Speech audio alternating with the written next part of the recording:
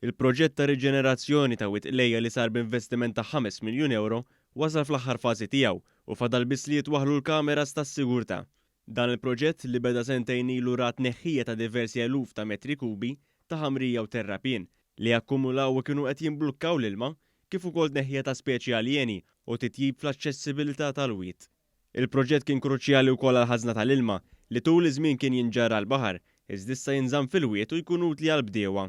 Nila Zoppardi Ferriġi, uffiċjal amministrattiv fih dan l-Aġenzija tal-Enerġija u l-Ilma, tkellem ma' dan l-istazzjon fejn spjega li dan il-proġett kien wieħed utli għal konservazzjoni ekoloġika tas-sit. Ninsabu f'żona sensittiva fi Gżejjer Maltin, hawnhekk ukoll huwa tista' tgħid il-post fejn jgħix iż-żrinċ Malti, żrinċ indiġenu Malti, bl-abbandun matul l-aħħar snin tista' tgħid li s-sistema ekoloġika ta' dan il-wied marret lura. Permezz ta' dan il-proġett qed nerġgħu nifjorixxu din is-sistema ekoloġika biex eventwalment tkompli timraħ u tkattar f'dan il-wied. Zoppardi Ferriġi sostna li għal żmien twil, iż-żona kienet titqis bħala sit fejn jintrema diversi skart, iżda sfortunatament xorta waħda hawn persuni li għadhom jabbużaw u jarmu l-iskart hawn. Għal din ir-raġuni s-sit se jkun qed jiġi mħares minn uffiċjali tas-sigurtà. Waħħalna tabelli ta' informazzjoni għall-aspett edukattiv għat-turisti, eċċetera, sibna wkoll lilhom imkissrin, jiġifieri għad-vandali fuq tabelli li waħħalna bankijiet, eċċetera. Apparti minn hekk xi ħaġa tal-għaġeb, xi ħaġa li tista' tgħid sorprendit lil kulħadd, ħanżir mejjed li proprju ntefa' f'dan il-wied fl-aħħar jiem.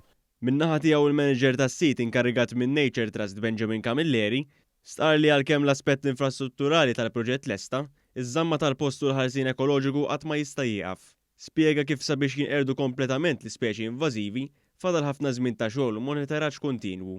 U appella lil kull min iżur dan il-post sabiex jieħosib is-sit u anke sabiex ma jitmax il-papri hekk kif dawn joħolqu problemi kbar.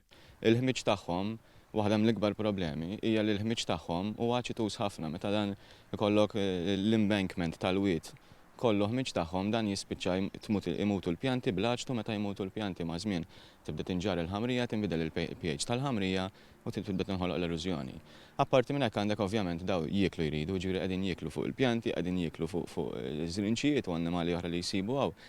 Ġifieri huma problema direttament għax dawn għandhom bżonn jieklu u indirettament mill-ħmiġ tagħhom mill-bajt li ma jkunx iffertilizzat li jispiċċa ma' kollhom kien għax dawn ibidu ma' kollhom kien u mbagħad jispiċċaw jiġu ġrieden jiekluh qed jispiċċa ddaħħal anke ċertu mart, eċetera, eċetera.